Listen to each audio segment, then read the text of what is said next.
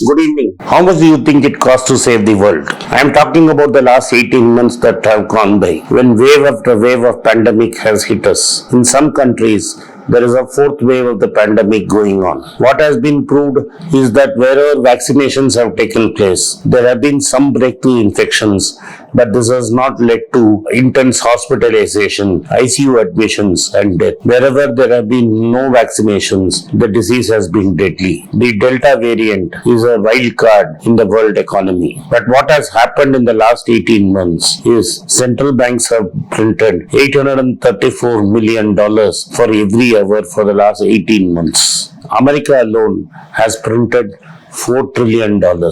For those who do not know what is a trillion, it is 10 to the power of 12. So that is the kind of money that has been printed. In India, Shaktikanta Das has so far printed more than 12 lakh crores of rupees in fresh currency to keep the liquidity going. This initially helped the economy stay afloat. This helped companies stay afloat, banks stay afloat, and as the pandemic seared across the economy, forcing lockdown after lockdown across the world. This meant that companies could float with low interest for a long period of time. But this also had some unintended consequences. World markets have shot up, and the biggest inflation has taken place in stock markets across the world, more than what I thought was possible. People at home with money did not know what to do. They kept on buying stocks and they gambled on apps like Robinhood in America and Zerodha here. These brokerages have made huge profits. There has been a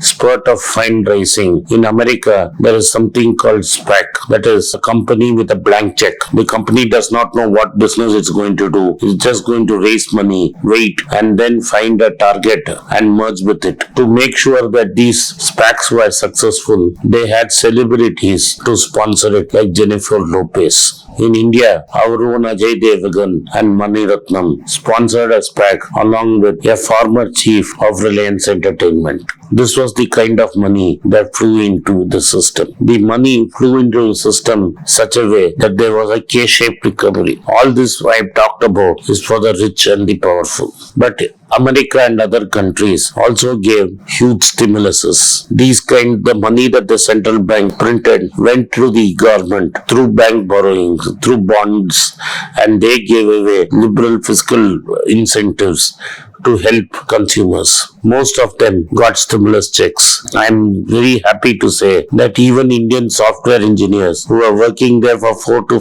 $5,000 received at least 2 stimulus checks, if not more.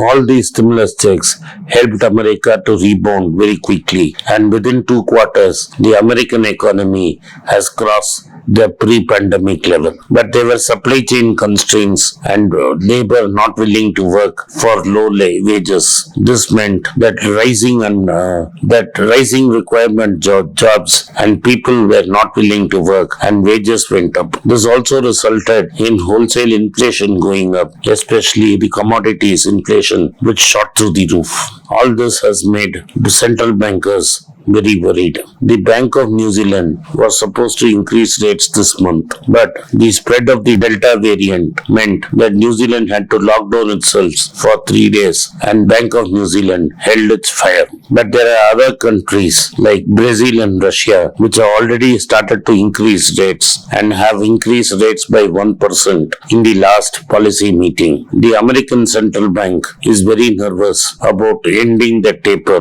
because it could cause a taper tantrum as America is buying $120 billion of securities through the central bank directly from the market.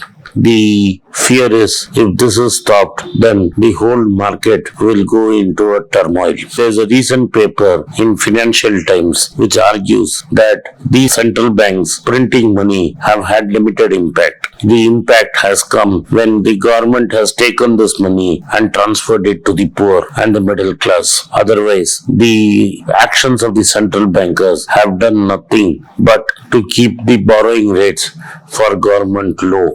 In countries like India, this is true because central government has done nothing in way of direct money transfer or any fiscal stimulus to the people. The total fiscal stimulus given to the people is not more than 1 or 1.5 lakh crores. This is mainly in form of ration. The rice and dal was already stored and rotting in the Food Corporation of India godowns, and these were simply distributed. This is why, since the government has not moved to give any physical incentive, that India has a big K-shaped recovery. The rich who have invested in stock market, who have access to gold and property, have got richer, while the poor have struggled with salary cuts. I want to show you how money has been transferred from America to India and speculated in the stock markets. All Indian software engineers who work in America have been offered a cheap loan at 1% a year collected as processing fee. A client of mine told me he had an offer to borrow $30,000 at 2%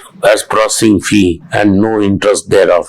So this is 1% interest per year, and the 30,000 could be paid after 1 year. People have taken that kind of money and invested it in Indian markets. A $30,000 loan is a 21 lakhs invested in India at the minimum. These kind of crazy retail trades have meant that people who have already invested in the stock markets have made a lot of money, while the lower middle class and the poor, unable to pay the interest and the deficit in their gold loans, have lost their gold loans, which have been picked up in auction by jewelers and converted to gold and sold to the rich. The process of transferring money from the rich to the poor is going on unabated. Thank you for watching. Be rich. It's a great privilege and honor that so many of you in thousands have subscribed to my channel and have supported me.